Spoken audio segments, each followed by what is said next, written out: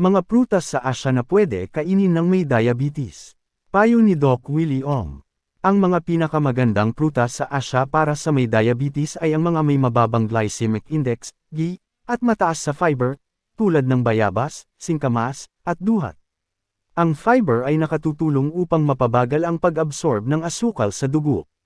Narito ang listahan ng mga prutas na madaling matagpuan sa Pilipinas at ibang bahagi ng Asya na ligtas kainin, basta't kontrolado ang dami.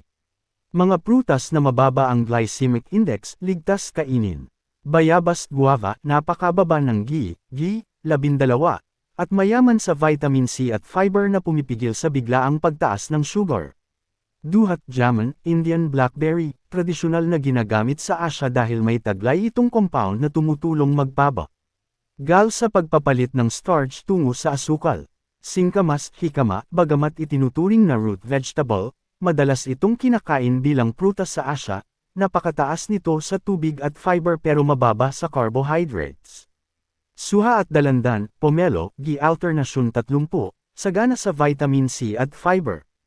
Mansanas, apple, may taglay na pectin at antioxidants na nagpapaganda sa insulin sensitivity. Peras, mayaman sa soluble fiber na nagpapanatiling matatag ng antas ng asukal sa dugo.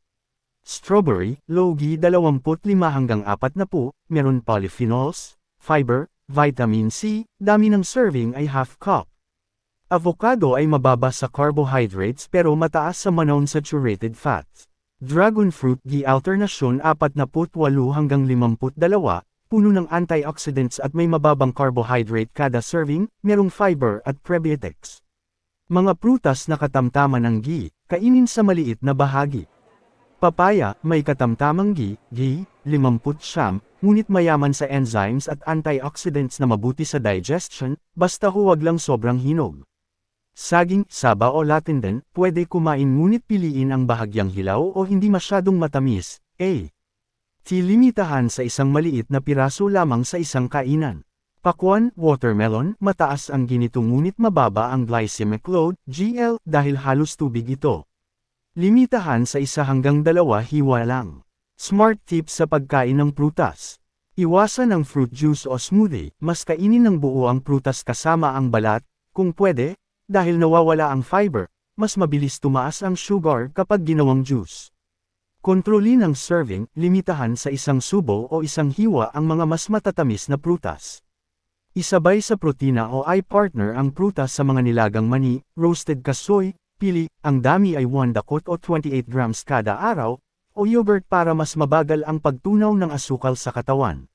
Fresh o frozen prutas ang kainin, huwag yung nasa lata na may syrup. Ang pagkain ng prutas ay hati-hatiin sa buong maghapon, huwag bigla ang madami sa isang kainan. Ay monitor ang blood sugar 1 hanggang 2 oras pagkatapos kumain ng prutas para alam ninyo ang mga prutas na bagay sa inyo. Mga prutas sa Asya na pwede kainin ng may diabetes. Payo ni Doc Willie Ong. Ang mga pinakamagandang prutas sa Asya para sa may diabetes ay ang mga may mababang glycemic index, GI, at mataas sa fiber, tulad ng bayabas, singkamas, at duhat. Ang fiber ay nakatutulong upang mapabagal ang pag-absorb ng asukal sa dugo. Narito ang listahan ng mga prutas na madaling matagpuan sa Pilipinas at ibang bahagi ng Asya na ligtas kainin, basta't kontrolado ang dami. Mga prutas na mababa ang glycemic index, ligtas kainin. Bayabas guava, napakababa ng GI, 12, at mayaman sa vitamin C at fiber na pumipigil sa biglaang pagtaas ng sugar. Duhat jamun, Indian blackberry, tradisyonal na ginagamit sa Asya dahil may taglay itong compound na tumutulong magpaba gal sa pagpapalit ng starch tungo sa asukal. Singkamas, jicama, bagamat itinuturing na root vegetable, madalas itong kinakain bilang prutas sa Asya, napakataas nito sa tubig at fiber pero mababa sa carbohydrates. Suha at dalandan, pomelo, GI alternasyon 30, sagana sa vitamin C at fiber. Mansanas, apple, may taglay na pectin at antioxidants na nagpapaganda sa insulin sensitivity. Peras, mayaman sa soluble fiber na nagpapanatiling matatag ng antas ng asukal sa dugo. Strawberry, low-GI 25-40, meron polyphenols, fiber, vitamin C, dami ng serving ay half cup.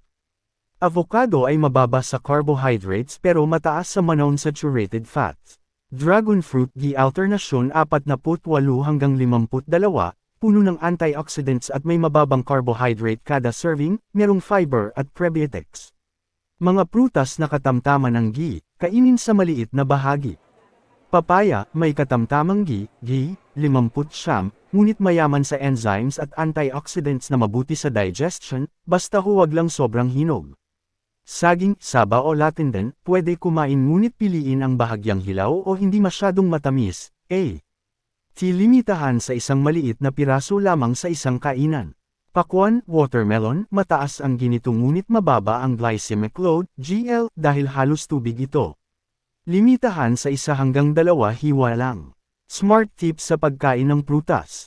Iwasan ang fruit juice o smoothie, mas kainin ng buo ang prutas kasama ang balat, kung pwede, dahil nawawala ang fiber, mas mabilis tumaas ang sugar kapag ginawang juice.